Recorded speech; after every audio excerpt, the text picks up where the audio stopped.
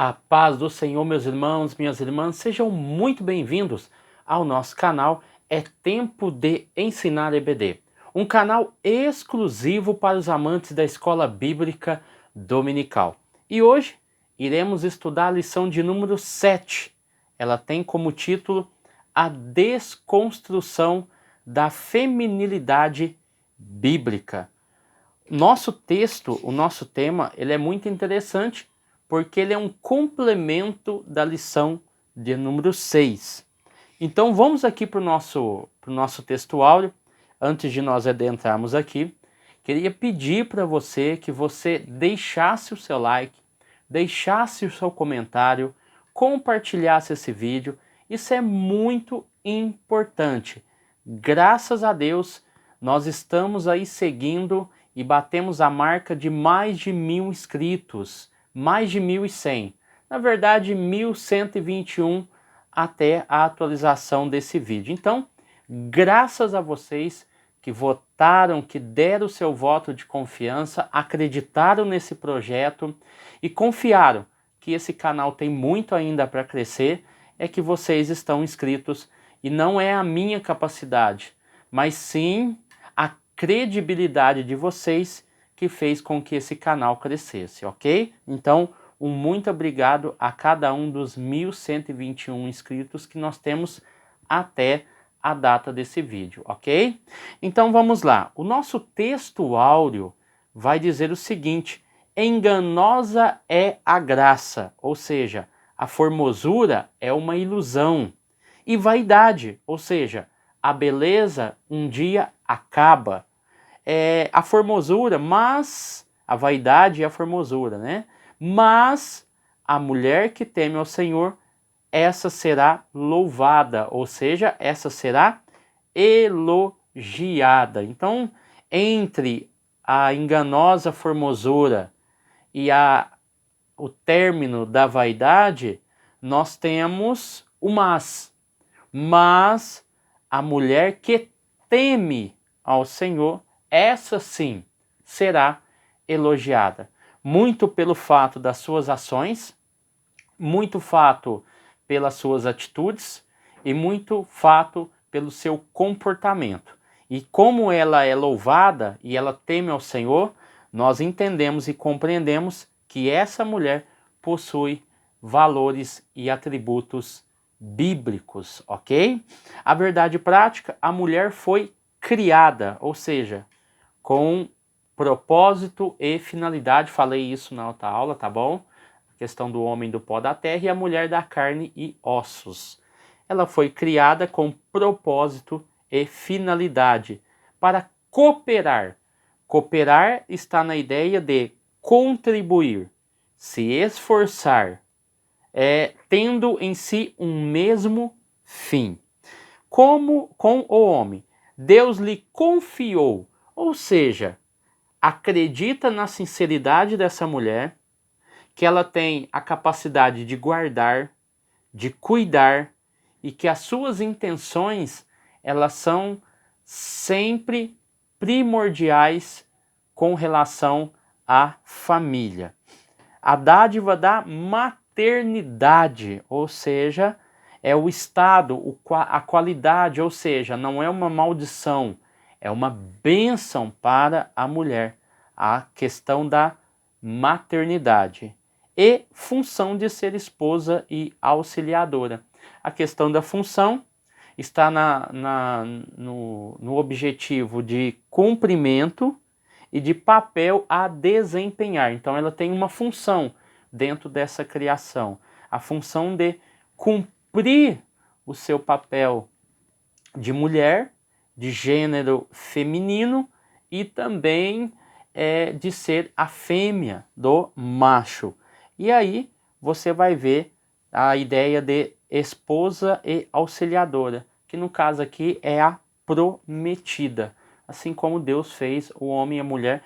Então nós já entendemos a questão da criação e sabemos que a mulher tem o seu papel de importância, de igualdade perante o homem, e cada um tem as suas funções, finalidades e propósito e papéis bem definidos. Então, eu aconselho que você que não assistiu a aula 6, assista para que seja um complemento para essa aula, ok? Então não tem como você abordar esse tema sem entender a aula de número 6.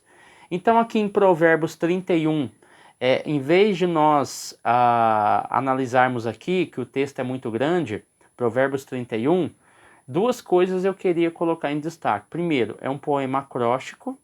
Segundo, ele foi escrito 1000 anos antes de Cristo, porque ele será abordado ali no tópico 3, então eu quero deixar essas minúcias para o tópico 3, já que lá ele vai abordar o texto propriamente dito, ok? Então o autor já nos coloca aqui no plano de aula, eu acho interessante ler o plano de aula, que as militantes feministas não aceitam assistir uma mulher bem-sucedida, profissionalmente independente, que assume voluntariamente a bênção da maternidade, o papel de esposa e, sobretudo, se revela cristã. Então, assim, o modelo de mulher perfeita está mais associado aos movimentos feministas do que propriamente o contexto bíblico, e nós já entendemos aqui só em Provérbios 31, um texto que foi escrito há 1000 anos antes de Cristo, que o movimento feminista ele cai por terra, porque aqui nós vemos uma mulher que cuida da casa, uma mulher que trabalha, uma mulher que vende, uma mulher que faz as próprias roupas, uma mulher que ordena às empregadas o que tem que fazer, uma mulher que cuida do marido, ou seja, nós estamos aqui só falando das mulheres porque nós já falamos dos homens, tá? Então não preciso ficar voltando ao assunto dos homens aqui. E nem estou querendo subjugar as mulheres pelo texto de Provérbios 31, mas aqui está mostrando uma qualidade e depois eu vou mostrar algo interessante em Provérbios 31, que fez com que o autor especificasse, exemplificasse esse modelo de mulher, que muito provavelmente era baseado no modelo da época, tá bom? Então depois nós vamos acrescentar algo aqui. Então nós vamos ver que o ativismo feminista, né, ele está mais atrelado à liberdade sexual do que ao casamento ou qualquer outra coisa do gênero, né, principalmente levando em consideração o contexto bíblico. Então nós vamos focar essa mulher, essa imagem dessa mulher virtuosa de Provérbios 31, tá bom? Então, dentro da introdução, o autor já nos deixa bem claro aqui na introdução, a mulher virtuosa como símbolo, ok? A sociedade usa o termo empoderada, ou seja, a mulher empoderada na sociedade. Esse é o slogan, um dos slogans do movimento feminista, a mulher empoderada. O contexto bíblico não usa o empoderamento da mulher, ele usa a questão das virtudes. A virtude é o símbolo dessa feminilidade bíblica. Então, até hoje eu estava falando na sala de aula, né, junto com os irmãos, a questão do homem, né, e muitas das vezes nós incutimos, né, conceitos da sociedade dentro da igreja e esquecemos que existe um padrão bíblico. E imagine você, né, toda nessa ideia de ideologia de gênero e tudo mais, imagine você viver no mundo hoje, século XXI, sem a Bíblia. Ou seja, se eu não tivesse a Bíblia, eu não tinha conhecimento de Deus, a não ser que Deus se revelasse individualmente para cada um. Mas imagine um mundo sem Bíblia, eu não saberia o que era Deus. Então, automaticamente, dentro desse molde dessa sociedade antiga, eu já não teria os indícios, o norte do que seria macho e fêmea. Então, a sociedade em si, ela já estaria bem diferente do que é hoje. Então, os moldes nossos de macho e fêmea, de homem e de mulher, estão baseados exclusivamente na Bíblia e não em teorias, né, relacionadas ao período iluminista, século XVII, século XVIII, que veio trazer essa ideia da masculinidade tóxica futuramente e os primeiros movimentos feministas, tá bom?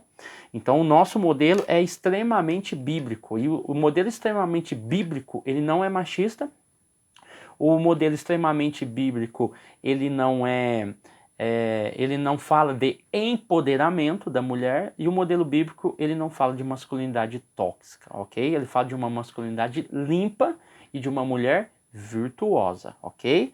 Então, o modelo da esposa fiel, tá bom? Então, esse modelo bíblico, ele não mostra somente o homem e a mulher dentro de casa, ele mostra esse homem e essa mulher fora de casa. Então, o homem e a mulher que procura outro homem ou outra mulher fora de casa estão sendo canalhas, porque estão indo contrário ao conceito bíblico, ok? Diferente de uma artista esses dias atrás, que falou assim que não tem nenhum problema do marido dela ir atrás de outra, a questão é que ele tem que contar para ela, porque se ele contar para ela que ele foi atrás de outra, dá tempo dela ganhar o coração dele novamente e fazer coisas que que deveria ter feito, enfim, é um padrão que não serve de base para nós cristãos, ok?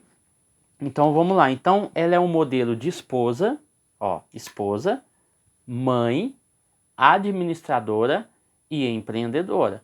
Então somente para quem não conhece Bíblia que vai falar que a Bíblia é machista e que a mulher é desvalorizada. Eu estou falando de um texto de 1000 anos antes de Cristo, tá bom? Então o que fez criar essa desigualdade? A própria sociedade, o próprio ser humano. Então não tem nenhuma correlação com a Bíblia, porque a mulher também, ela tinha os seus atributos, ela trabalhava, ela fazia os seus afazeres dentro de casa, organizava a casa, fazia tudo que tinha que fazer. Ajudava o marido quando tinha que ajudar, enfim. Ela tinha o seu papel de importância, porque no princípio não foi assim. No princípio foi igualdade, tá bom? Depois a sociedade ela foi se amoldando a outros critérios. A feminilidade da Bíblia. A criação divina da mulher. O homem e a mulher foram criados à imagem de Deus. Então concluiu Deus. Não é bom que o homem esteja só. Homem pó da terra, mulher carne e osso. Não é bom que o homem esteja só. Assim Deus criou a mulher a partir da carne e dos ossos. E identificou, esta será chamada varão. Ou seja, a conclusão é, o homem não pode estar só. Depois que a mulher foi feita, o homem se identificou com ela e diz, esta será chamada varoa, porquanto do varão foi tomado. A imagem divina foi distribuída sem distinção entre eles, fazendo-os iguais diante do Altíssimo. É por isso que eu disse na outra aula que a criação ela foi perfeita, pó da terra, osso e carne, perfeita. Só que a execução ela foi parcial. Por que parcial? Porque houve a diferenciação entre macho e fêmea, e os dois vão se completar. Por isso que quando se casam, se torna uma só pessoa, tá bom? Então, dentro dessa questão, nós vamos ver o seguinte, o autor nos especificando aqui, que Adão e Eva foram criados iguais em pessoalidade, tá bom? Porque pessoalidade eu estou falando de qualidade ou condição, ninguém foi feito menor do que o outro, o seu valor, a sua honra e seu respeito. Então cada um tem o seu papel e a sua função dentro do lar e na sociedade, tá bom? Então, dentro dessa ideia, eu estou falando do dimorfismo, porque são as características marcantes que diferenciam macho e fêmea, ou seja, na questão física, na questão comportamental e na questão da personalidade.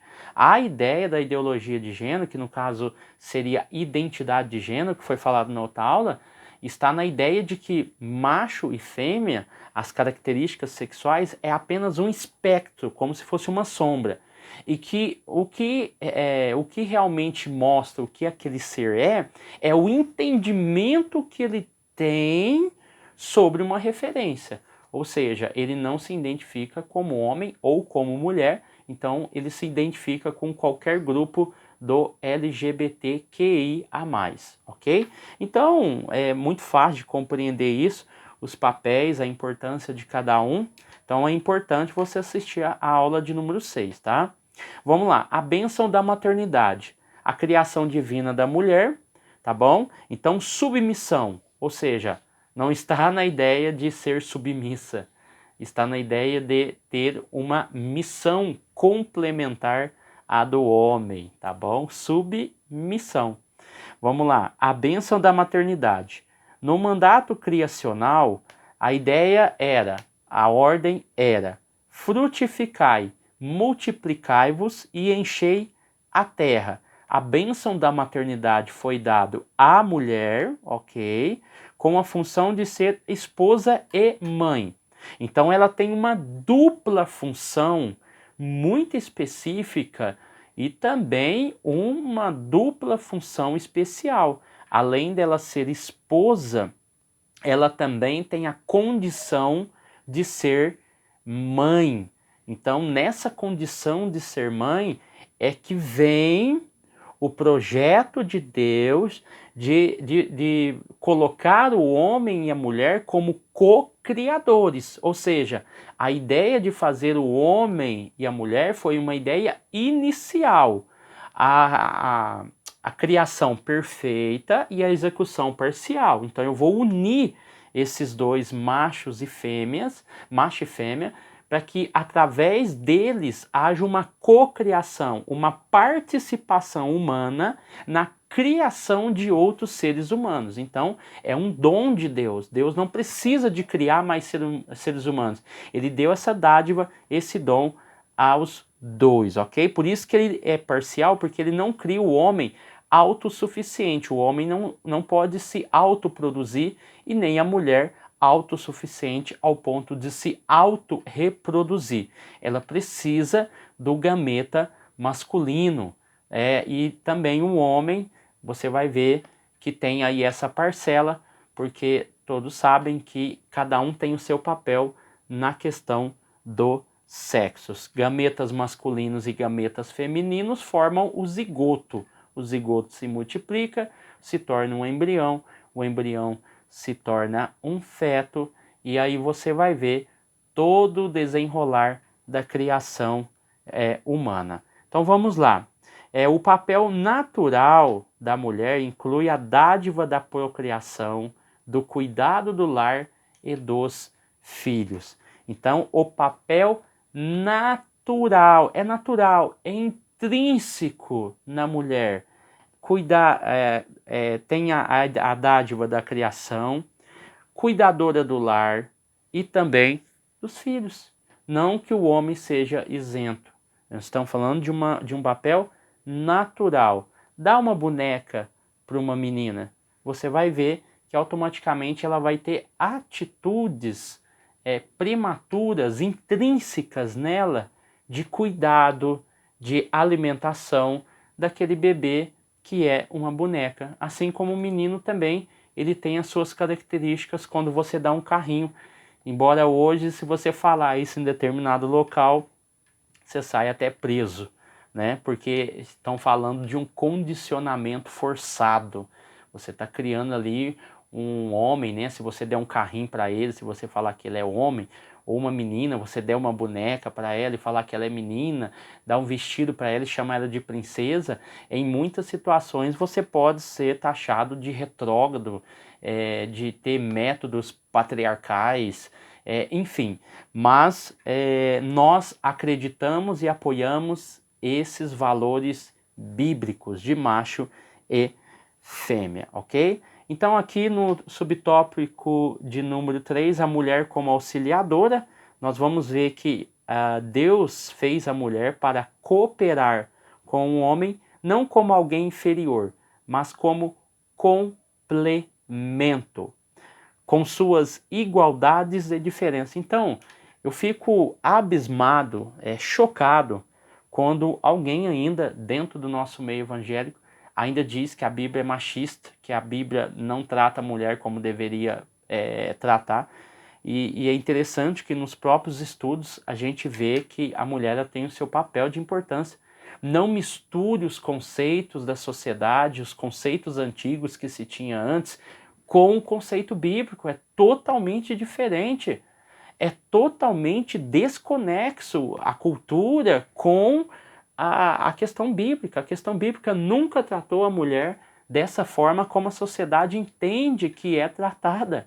A sociedade pode abordar diversos pontos, mas ela nunca pode falar que dentro do contexto bíblico a mulher ela era discriminada. A cultura da época discriminava. E muitas das vezes a cultura influenciava a vida religiosa daquele povo. Tanto é que Jesus sempre falou em alguns casos, mas no princípio não era assim, ok? Então, quando nós olhamos para essas mulheres, né,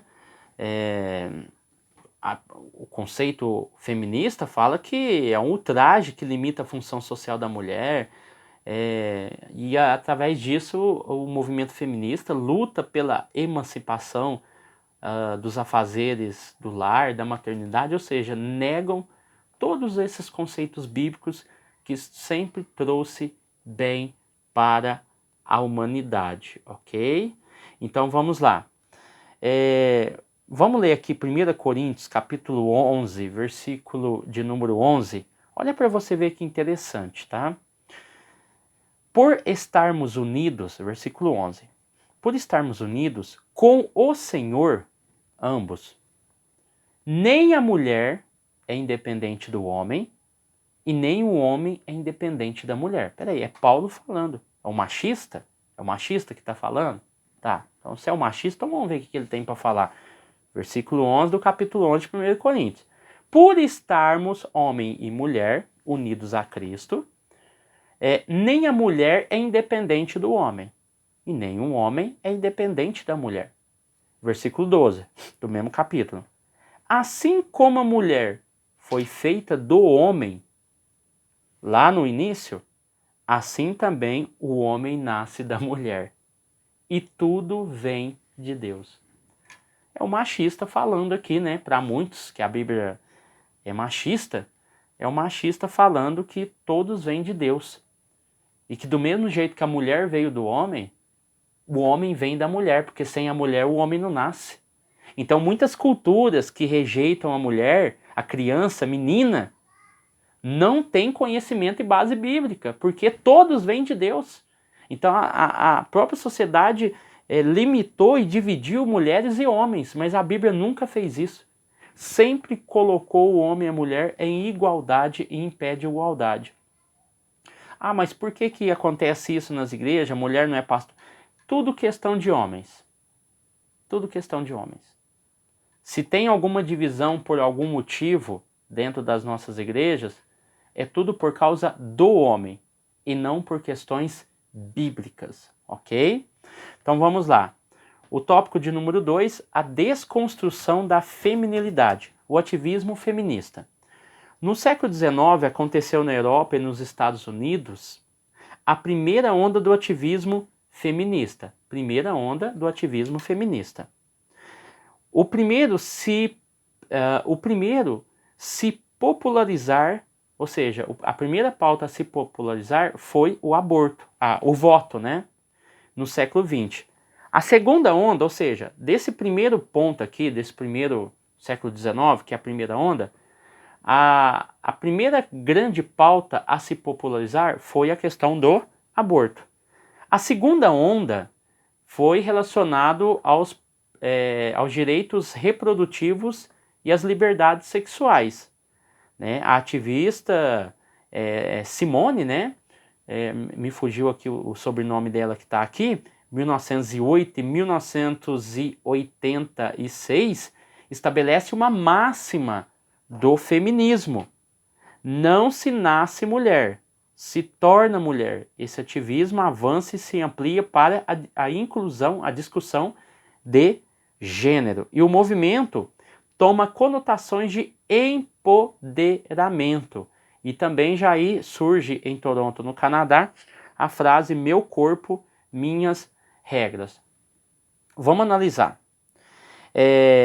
Aqui o autor colocou algumas pautas que são idealizadas, né? Simone acho que é Beauvoir, né?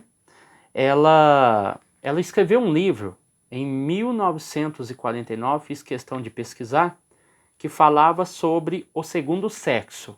Talvez você já leu, talvez você já ouviu falar.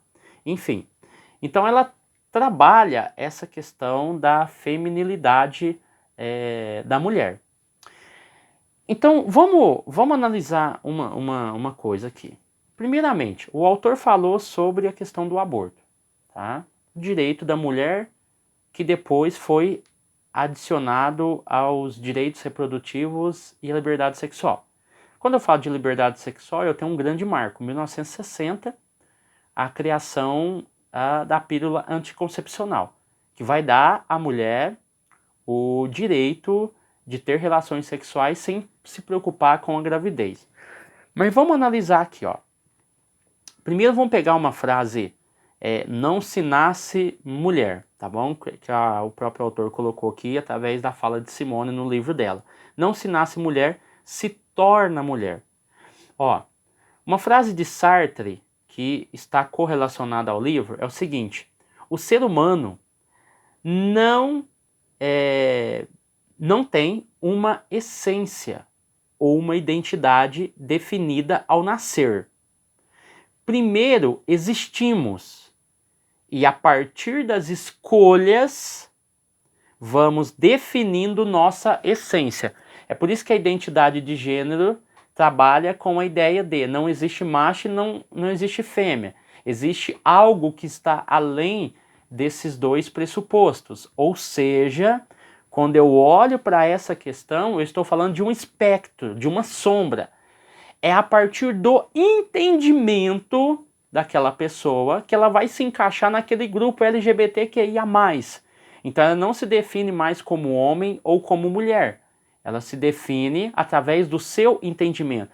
Então quando o Sartre fala que o ser humano não possui uma essência ou identidade, está falando do sexo biológico. Ao nascer, primeiro existimos, ou seja, eu passo a existir, tenho conhecimento de mim e a partir das escolhas que eu faço, vamos definindo a nossa essência.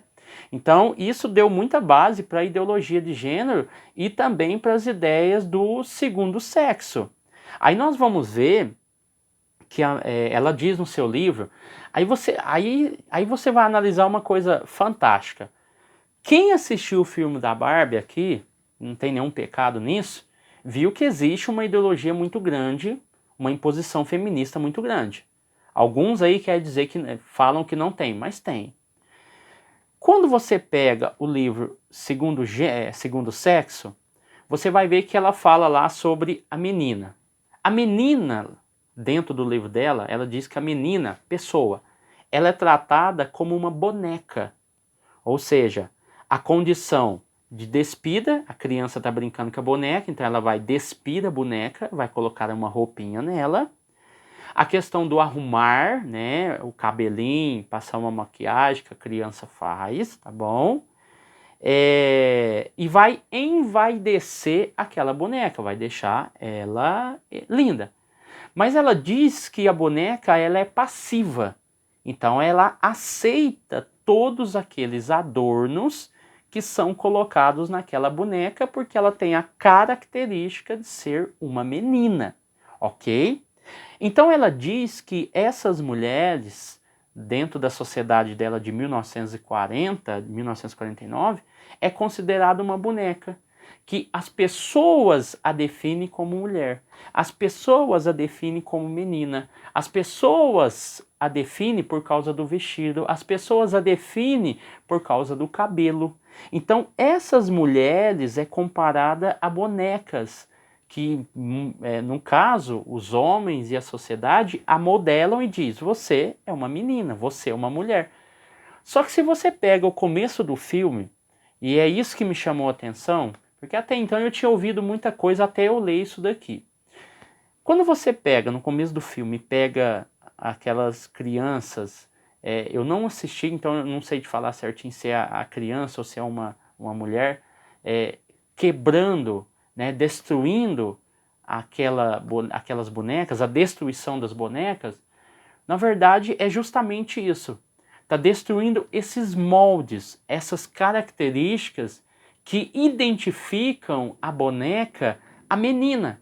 Então você desconstrói um padrão existente, ao qual você tem a criança de um lado, a menina, e a boneca do outro. Então se você está destruindo a boneca, você está destruindo essa boneca desse livro. que é comparado às meninas. Então você está destruindo as características dessas meninas. Então olha para você ver como as coisas vão se correlacionando e como os detalhes de determinado filme, de série ou alguma coisa assim, estão correlacionados a pensamentos, no caso aqui de 1949, do livro Segundo Sexo. Então olha para você ver como se baseia a desconstrução, usando a arte para desconstruir um modelo, porque as meninas, na verdade, ali, elas, em vez de você usar humanos, você usa boneca, porque a boneca faz referência a uma menina. Então você está desconstruindo todos aqueles valores, ok?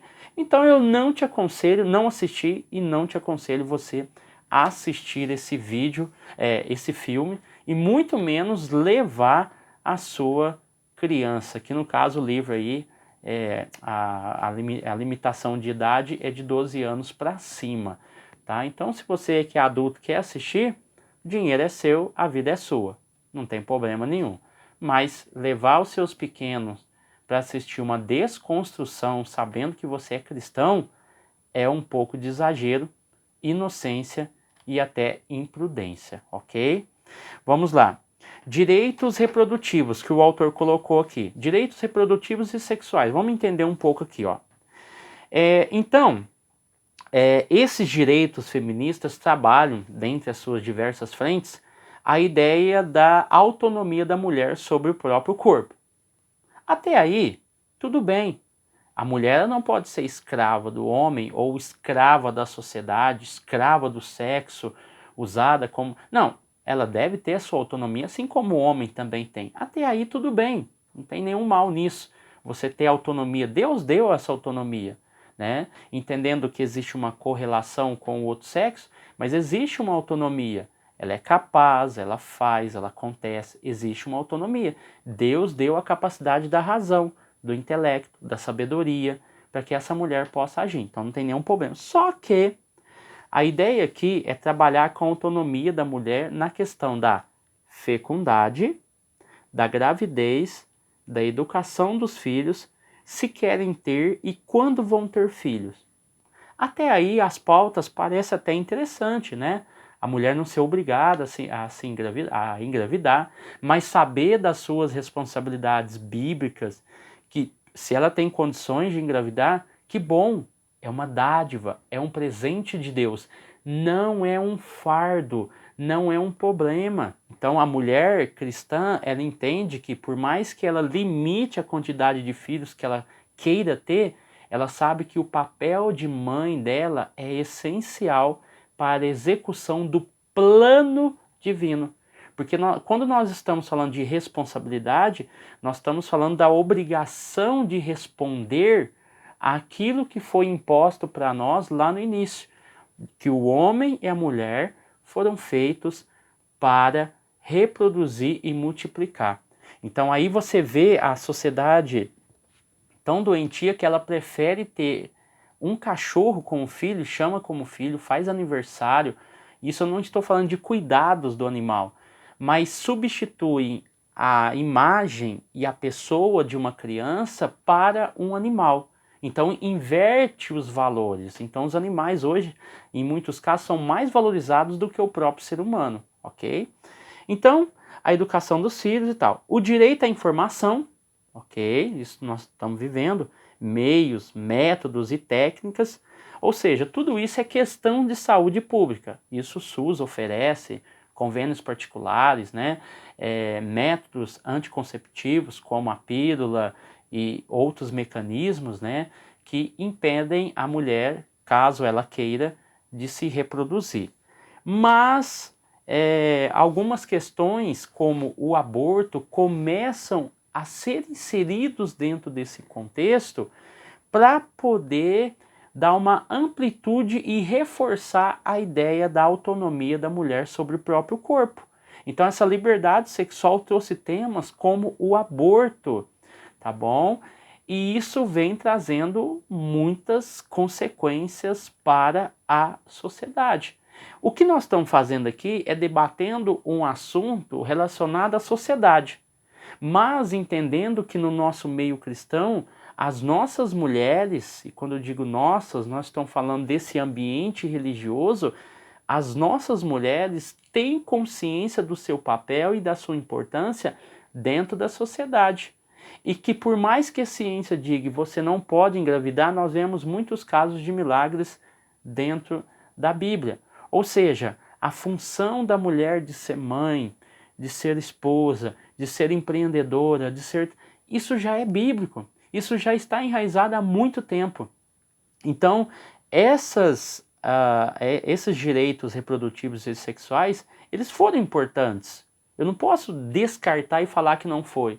Mas alguns são questionáveis, como o aborto, que como nós já falamos, né, na aula sobre aborto, gostaria até que você revesse essa aula, se você já assistiu, ou que você assistisse se você não ouviu ela, para você ver o grande gargalo que a sociedade está entrando, né? Querendo que a mãe tenha direito do seu próprio corpo, e lembrando que 1,5 milhão de abortos acontecem no Brasil. E nós temos casos de estupro que envolvem homens, mulheres, meninos e meninas em torno da casa dos 70 mil. Ou seja, eu tenho aí uma propensão de estupro que pode gerar gravidez, e eu tenho uma propensão gigantesca que é 1,5 milhão de abortos causados por irresponsabilidade, por questões de gravidez indesejada, enfim, uma série de situações que não eram motivos para se ter aborto, mas por causa da irresponsabilidade, essas mulheres optam pelo aborto clandestino, 1,5 milhão. Então não pode se usar a desculpa do estupro para se legalizar o aborto. Pelo contrário, já tem leis para isso, a lei do estupro, a lei da proteção da vida à mãe e também um entendimento do STF concernente a crianças encéfalas, né? E você vê que isso daí só é um passo para que lá na frente, crianças que são diagnosticadas com síndrome de Down no 4º mês, que é o exame do pescocinho, né? Conhecido como exame do pescocinho, possam ser abortadas, por exemplo. Então, assim, não adianta achar, mas lá na frente vai piorar. Eu queria que você fosse ousado, né? Às vezes você é a favor do aborto, que desse uma palestra lá na PAI. No Brasil inteiro. O Brasil inteiro tem a PAI. Vai lá na PAI. Vai lá dar uma palestra sobre aborto. Vai falar para as mães que às vezes têm o seu filho dentro de casa se elas queriam que o filho dela fosse abortado por causa de alguma deficiência física. Então é caso de se pensar, tá bom? Vamos lá. Então, dentro dessa questão, nós vamos ver também a questão da discussão de gênero, que nós já falamos. Meu corpo, minhas regras, tá? Então, nós vamos ver que é um dos pilares do feminismo. Meu corpo, minhas regras. Aqui, nós vamos ver aqui também, que continuando o subtópico de número 2, subtópico de número 2, 1 Coríntios 7, do 3 ao 5. O versículo 4, a esposa não tem autoridade sobre o corpo, assim como o marido não tem o domínio sobre o próprio corpo. Ou seja, há uma correlação de domínio. Um domina o outro para que os seus desejos mais obscuros não afloresçam e que ele não cometa e faça com o seu corpo aquilo que ele acha que tem que fazer. Então, a iniciação sexual precoce e a prática da homossexualidade, a fornicação, a adultério, a prostituição, nessa esteira, temas como o aborto, a gravidez indesejada e a desconstrução da família são radicalizados pelo ativismo ideológico, tá? Então, acontece também de surgir o abuso sexual de crianças, porque nós estamos falando de liberdade sexual. Se você pegar, por exemplo, a iniciação sexual, Wilhelm Reich, né, se você pegar o livro A Revolução Sexual de 1936, abordado muito pelos feministas, você vai ver que o sexo lá, ele diz, é o livro que diz, tá? E é um livro muito usado.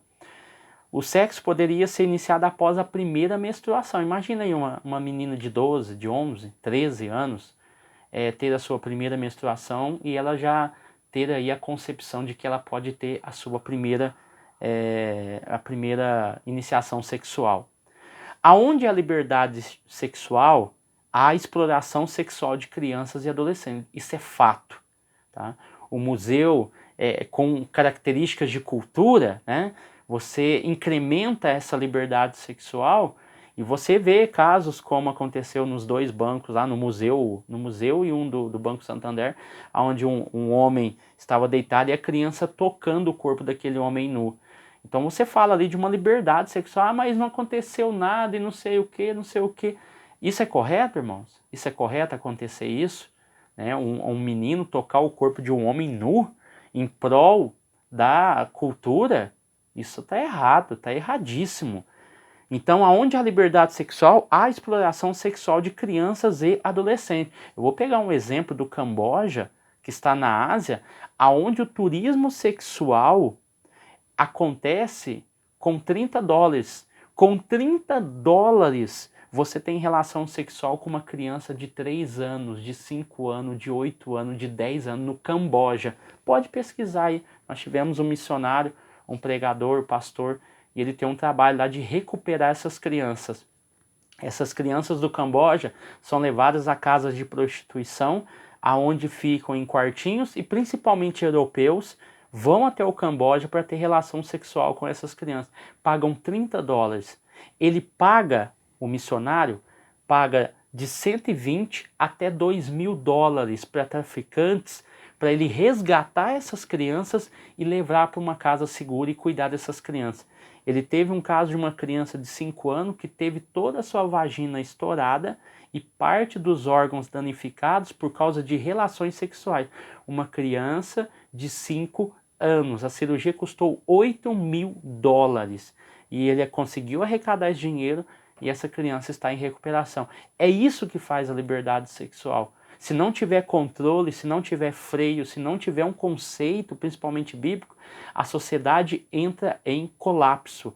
Por motivos de cultura, por motivos de guerra, pobreza. Ah, mas o Camboja é muito pobre, o Camboja viveu em guerra. Nada disso é justificativa para se ter uma liberdade sexual como está tendo no Camboja. Então, dá uma pesquisada para você ver que vai ter bastante ONGs lá que fazem esse trabalho de compra, porque os traficantes antes vendiam essas crianças a $120. Aí eles viram que virou um lucro, agora eles estão vendendo para os missionários por $2.000. E esses missionários, essas ONGs, pegam essas crianças, levam para um lar, cuidam dessas crianças e a educam. Então é isso que está acontecendo no nosso mundo. Algo desenfreado por causa de uma ideologia demoníaca, de movimentos que não têm paixão e amor por si próprio, ainda mais pelo próximo, e propagam e falam sobre liberdade sexual, liberdade isso, liberdade aquilo. Na verdade, estão levando a sociedade a um caos, ok? Então aqui a mulher virtuosa, a mulher fiel, né? Antes de nós entrarmos aqui, preste atenção uma coisa. Nós já estamos terminando. Provérbios 31. Provérbios 31 é o ápice desse assunto. Por quê? Em primeiro lugar, anote aí, é apresentada a mulher briguenta. Capítulo 19, versículo 13. Capítulo 21, versículo 9. E capítulo 25, versículo 24. E também o capítulo 27, versículo 15. A mulher briguenta. Segundo lugar, é apresentado a mulher adúltera e pecaminosa. Capítulo 9 ao 22, versículo 14. Capítulo 23, versículo 27. Capítulo 29, versículo 3. E o capítulo 31, versículo 3. Em terceiro lugar, é apresentado a mulher mãe como educadora dos seus filhos. Capítulo 1, versículo 8 ao 9. Capítulo 10, versículo 1. Capítulo 17, versículo 25, capítulo 18, 22, capítulo 19, versículo 14, capítulo 23, versículo 25 e capítulo 28, versículo 24. 3 etapas. Aqui ele apresenta o quarto ponto, o quarto lugar, ele apresenta a mulher virtuosa. Então é o desfecho dessa mulher que vai do versículo 30, 31, do versículo 10 ao versículo 30. E ali há algumas características importantes. É uma mulher difícil de se encontrar, o seu marido confia nela, ela não deixa ele pobre. A Bíblia vai dizer que ela só faz o bem, sempre ocupada fazendo roupas de lã, de linho, traz comida de lugares longe, levanta de madrugada, prepara comida, dá às empregadas as ordens necessárias, examina, compra, produz uvas, olha para você ver, se esforça, se é esforçada, é forte, é trabalhadora, conhece o valor de tudo, trabalha até tarde da noite, prepara fios de lã e linho para tecer as suas próprias roupas, ajuda os pobres, os necessitados, né? No frio ela tem agasalho para a família, faz cobertas, usa roupas, tecidos finos e linho, o marido é estimado, faz roupas, cintos para vender, é forte, é respeitada, não tem medo do futuro, fala com sabedoria e delicadeza, nunca tem preguiça, cuida sempre da família, os filhos a respeitam, fala bem dela, o marido dela elogia. Ele diz, muitas mulheres são boas esposas, mas você é a melhor de todas. É formosa, ou seja, o versículo 30 vai dizer, formosura é ilusão, a beleza acaba, a mulher que teme o Senhor será elogiada. Então nós vamos ver aqui que deem a ela o que merece, por tudo o que ela faz, e que seja elogiada por todos. Assim nós terminamos a nossa aula. Você vai ver que aqui nós temos características importantíssimas dessa mulher guerreira, trabalhadora, que ajuda o marido e que ajuda a sua casa. Amém? Deus abençoe você, sua casa e sua família. E até o próximo vídeo em nome de Jesus.